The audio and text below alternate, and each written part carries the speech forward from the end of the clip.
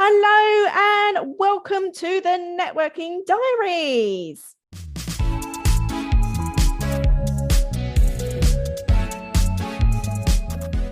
So with me this month, I have the wonderful Ali Meehan. I thought I would go across the pond today. So we are meeting with wonderful Ali, who set up Costa Women across Spain. Now, Ali, perhaps you'd like to introduce yourself and tell us a little bit more about your networking organisation. Yeah, thank you. Hi, Lizzie. Really lovely to be part of your show. So I set up Costa Women for purely selfish reasons because I wanted to make friends. We had lived in various parts of the world and we're coming back to Spain to live permanently. And when I lived here originally in 2002, it was really hard to make friends. It was before social media. I was working from home. I worked from home for a company based in the Middle East, and it was actually really hard to make that leap and find friends. So I decided that when I came back, I would build something, both social and business wise, not one or the other, but both, so that I could actually start making some friends. So that's really where it started. Awesome. So, I mean, networking talking about the friendship element there, that networking is a more natural way to kind of build your business. And I think I'm safe to say that a lot of my members have actually become my friends. There's lots of information that I share with them that I might not share to other people as well. It's fantastic. So, Ali, when did you tell us a little bit more in depth about your networking events that you run? So when did you start and how did you expand networking organisation? Okay, so I started in 2010. I agree with you entirely about networking. And in fact, I think it's a very underused tool that we really do need to get back to. And I think this year really is about getting back to basics and not necessarily doing things because we believe we should do them, but doing them because they work. I started it in the Costa del Sol, hence the name, Costa Women. And actually that would be my first tip. If you're thinking about starting a business, start small, but think big, because I started small and thought small and thought, well, it'll just be for women living on the Costa del Sol. But quite quickly, we welcomed women from Barcelona. And although Barcelona does have a coast, doesn't really fit with the Costa name, really, because that isn't where you would think of a Costa. So that would be my first tip. And we now have 38 locations where we meet around Spain, including Mallorca. Mallorca launched last year, which is great. And they are some of them are business, some of them are social, and some of them are a bit of both. So over the lockdown, the 2020 year, we hosted 230 online events, but we've also started to go back to, in the middle of 2020, started to go back to local events and on the business level as well, so local business events. Since 2014, I've hosted an International Women's Day conference every year in Marbella. And we are defined by businesses, so we're women first, and then obviously the business comes as an added bonus, because people do buy from people they know, like, and trust. So it's better to build that relationship first, and then see how you can help and support the person with the business that you offer. Yeah. So Ali, roughly how many members do you have across? How many groups do you have, or is it just event driven? So we do have groups. We have Facebook groups, and I'm just about to press the button on a Mighty Networks platform. So we've got groups in there as well, because I think people are getting a little bit fed up with Facebook. So I've gone to Mighty Networks. Since the started, we've welcomed 12,250 women to the community. So that's amazing. It's grown quite a bit. We've done very little advertising. It's all been word of mouth, and women looking at maybe even moving to Spain and asking the questions before they get here. So they don't necessarily have to be living in Spain to join us. they can connect before they arrive, which is really important because you can never do enough research about moving to another country. Yeah, I agree. So you mentioned moving across to Mighty Networks, did you say? Yeah. So one of the things I was going to discuss with you, that's one of the biggest challenges I'm having is technology at the moment and constantly having to adapt. Perhaps you can tell us about the biggest challenge that you're facing in your networking organisation. I think it is, there's a few, but I think probably the main one at the moment is about people being probably had enough of Zoom. Yeah. So, but the importance of networking for your business. So if they can't get to a physical event, then they tend to have dropped connecting with other women. And I think it is really important when you've got a business to have mentors or buddies or whatever you like to call them that can say, look, I can see you're struggling, and having that open relationship to say, can I help? Technology, it is a big one, because things are getting more and more complicated. Business is simple, but it's not necessarily easy. So we either pay for people to help us doing whatever we need to do, or we have to have a big steep learning curve to learn how to use it. Somebody was talking the other day about this new type of Bitcoin. It's not Bitcoin, but Bitcoin. Well, it is linked to Bitcoin. I think it's called ETF.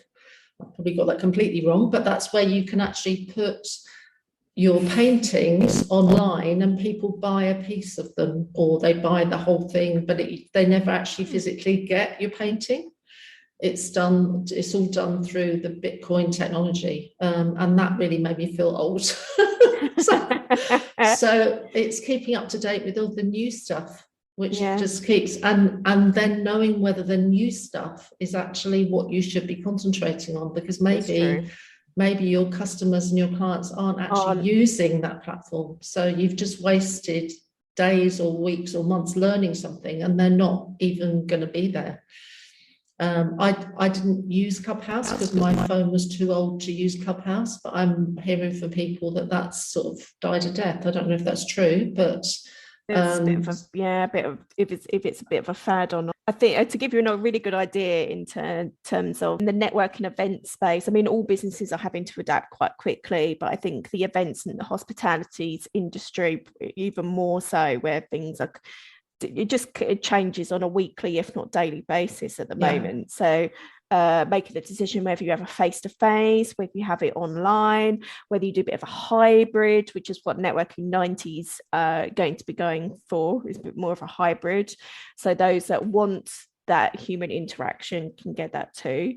But to give you a really good ideas, give you a good instance where I'm constantly having to adapt is I had my Women Business Network Canary Wharf group yesterday.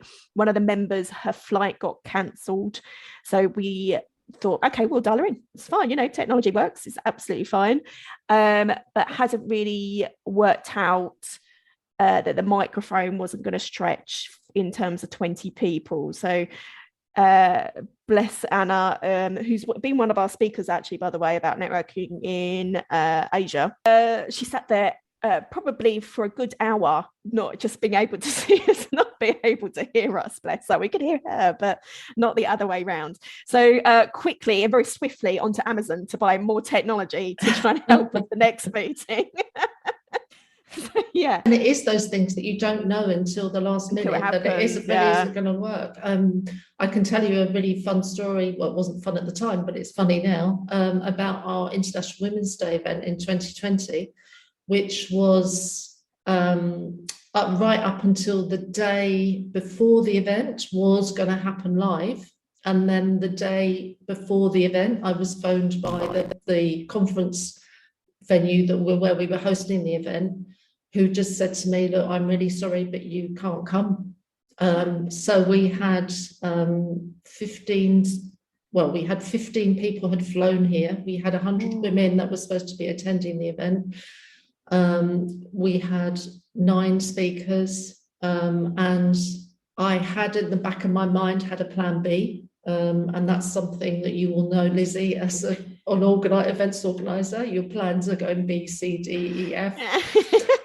So we got all of the speakers to come here, and we literally went live in my lounge, using Facebook Live in a group that we'd created for the event, and went live and hoped that the women were able to join us for the whole event. And we literally run the event from start to finish. Wow. As if it was, live in the venue, even though it was live in my lounge. So yeah, it is things like that you really do have to sort of have an extra plan, and the same for your business, Yeah.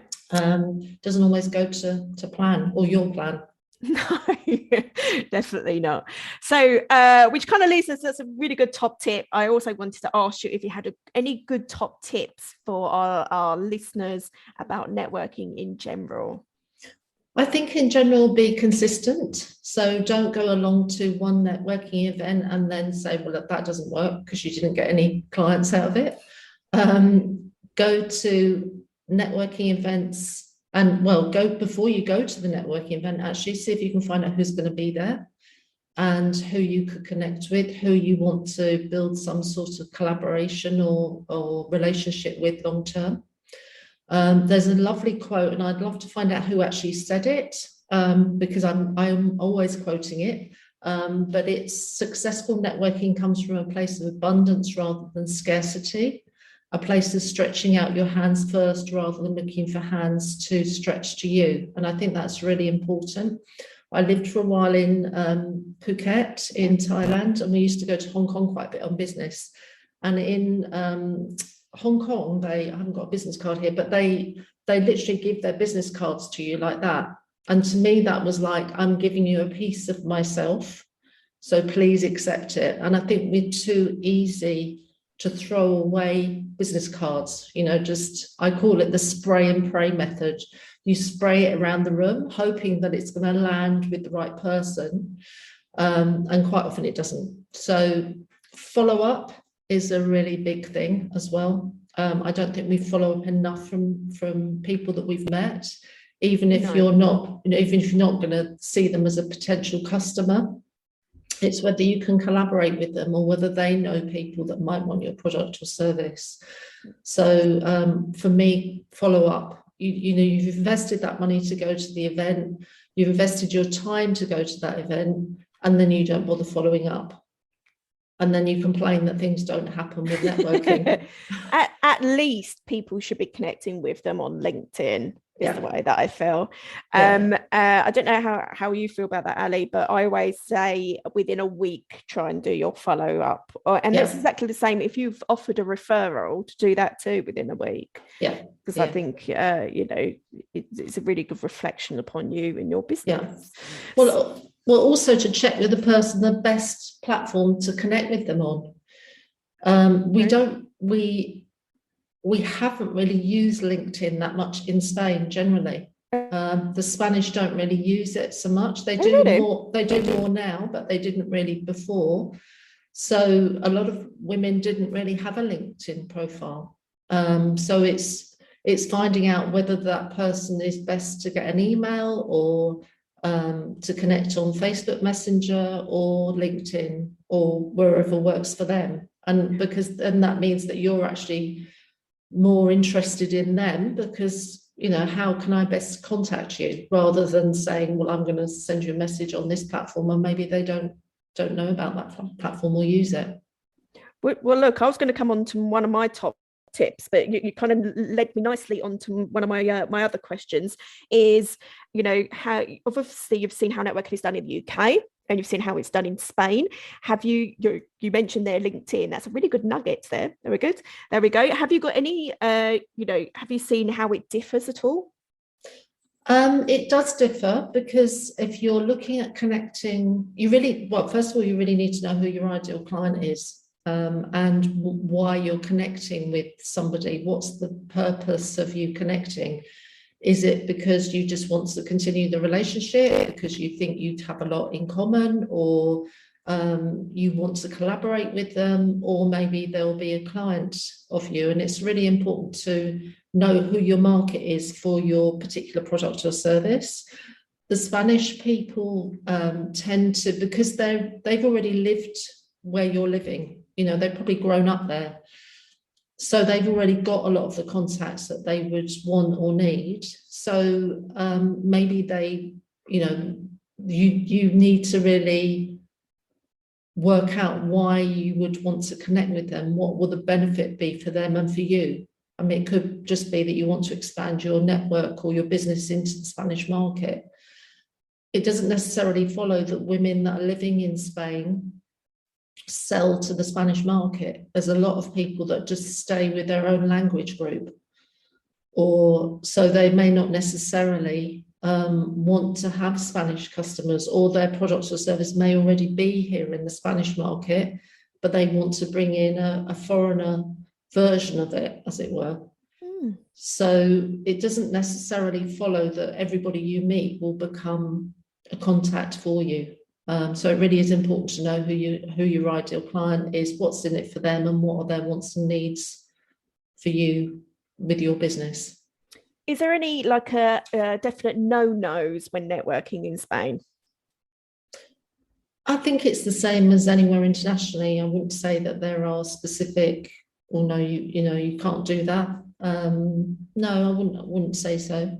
So one of the top tip I was going to come on to, and it's quite relevant to one of the networking events that I did this week, is the importance of doing one-to-ones with people. So there's lots of different terminology of one-to-ones in different networking organizations. My view of a one-to-one is literally sitting down to 30 to 45 minutes, half of the time each, to discuss a little bit more about your background, where you have come from, whether if you run your own business, why did you decide to set it up, who your clients are. And the reason why one-to-ones are really important is because you are ultimately building that relationship, and you get to find out a bit more background about that person. Now, one of the examples I wanted to give here is, if you belong to a networking group, fantastic. Try and do as many one-to-ones as you can, not only with your group, but people outside your group, because this week we had someone that was recommended to somebody else. They subsequently had a one-to-one, and actually in that conversation, it turned out that they needed a service or somebody else in another group. So that's generally how networking really works. And it was great to see that it wasn't just inside that group that was getting the business, but obviously spread your contacts much further afield. Give us one top tip then, Ali, before we go. I think really, even if you have the same product or service as somebody else, I mean, I don't know how yours works, Lizzie, but we open all the doors to everybody. We don't say, oh, we've already got a lawyer, you can't come to this group, for instance. And I think we've lost the art of collaboration. So maybe because we are all very unique. So we bring ourselves to the meeting, or to our businesses, or to our social media, and how we set that up and what we share is very unique.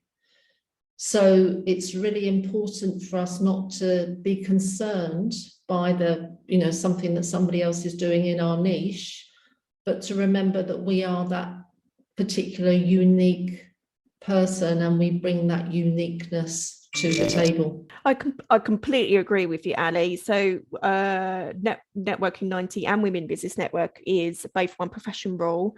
That's generally because you might get a top heavy group with lots of professions over another. So it kind of just helps it flow a bit better. But I have had instances where somebody has said, oh, well, I'm not going to recommend that person because I already know somebody in that industry. And actually, you know what? Like you were saying, it is very much about personality, about fit. There might be somebody that I think would work really well with one of my clients over somebody else, literally just down to, again, goes back to previous experience where they've been and what ideally those clients are looking for. So never underestimate what people, the contacts that people have. in their little black book. So as you were saying, be open to collaboration, folks. Yeah. And I also think that over the last 18 months to 2 years of what's been going on with COVID, a lot of people have actually changed what they're doing.